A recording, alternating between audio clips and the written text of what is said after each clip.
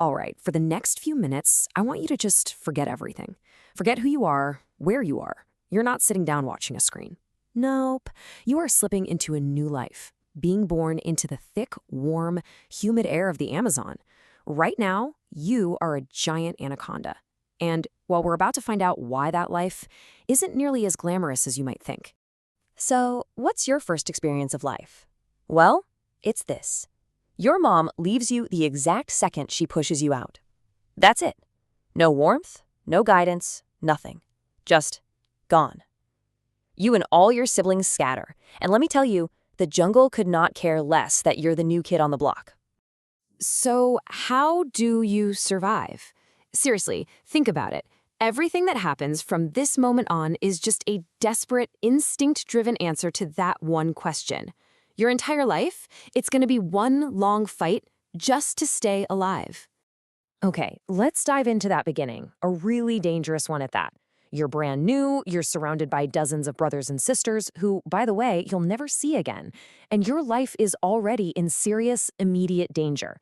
The clock is literally ticking from second one. Because right now, you're not the big, scary predator. Oh no, you're the prey.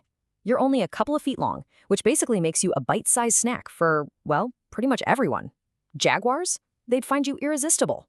Caiman? A constant threat. Even large birds are looking down at you thinking, lunch. Your whole world is just teeth and claws and beaks, all pointed right at you.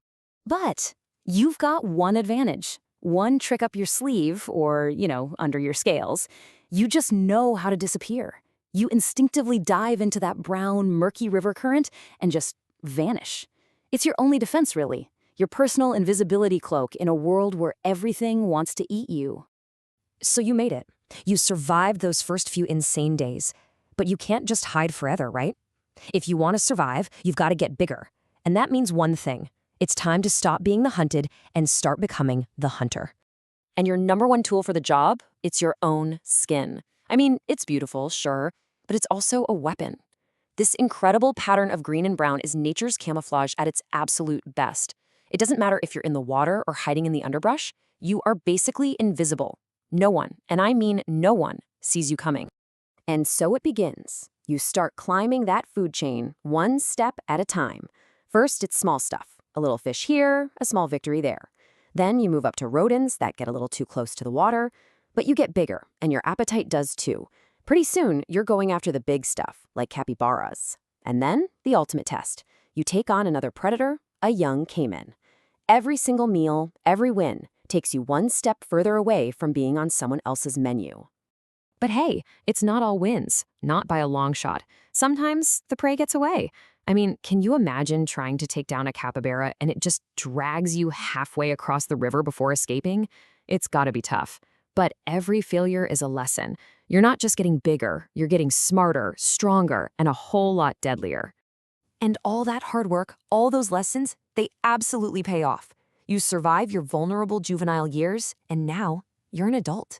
You're not just some random creature in the jungle anymore. No way. You are a dominant force. You are the king of this river.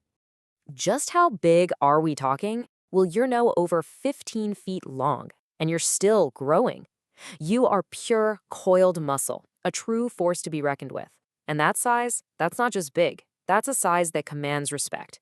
Or maybe more accurately, a very, very healthy dose of fear from everything else around. So what's on the menu for a 15-foot-plus apex predator? Simple. Whatever you want. Gone are the days of small-time snacks. We're talking deer, wild pigs, and yep, even the fully grown caiman that used to see you as a meal. Oh, how the tables have turned, completely and brutally. With all this power, you need a kingdom. So you spend days searching, like a silent shadow slipping through the water, until you find it. The perfect spot. A quiet stretch of river, just loaded with prey. This is it. You claim this territory as your own. This is your home. This is your throne. But life isn't just about your own survival anymore. Something else, something deeper and more ancient starts to kick in. It's that drive, the instinct to pass on your genes. It's time to create a legacy. When mating season arrives, you find a mate. And the whole ritual, it's this slow, winding dance. You coil together for hours and hours. It's this hypnotic, powerful, massive spiral of life making more life. And months later, you give birth. Not to one or two, but to between 20 and 40 live young. But here's the thing.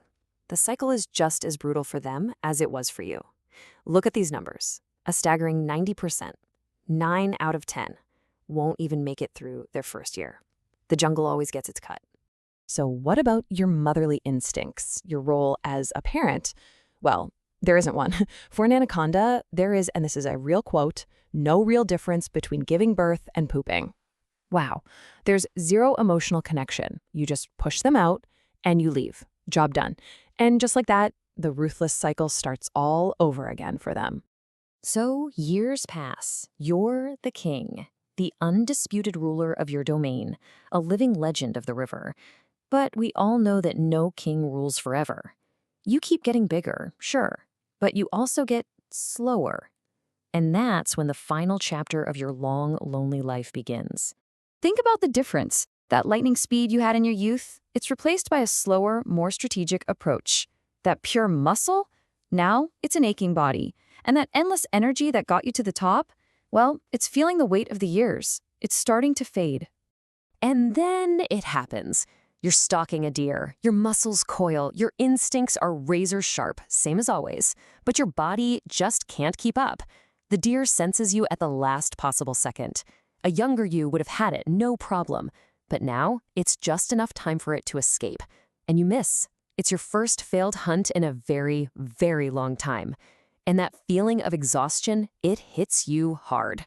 See, your end isn't some glorious, epic final battle. The one unbeatable foe that finally takes down the king of the river is just time. You just get too slow and too tired to hunt. And that's it. Your biggest enemy, in the end, is an empty stomach. Eventually, your massive, powerful body just lies still. And the very same jungle you dominated for decades quietly takes you back, reclaiming all that energy for whatever comes next. It's a brutal, lonely, and absolutely ruthless cycle from start to finish. So, when you look at a life like that, what does this cycle really teach us about what it means to survive?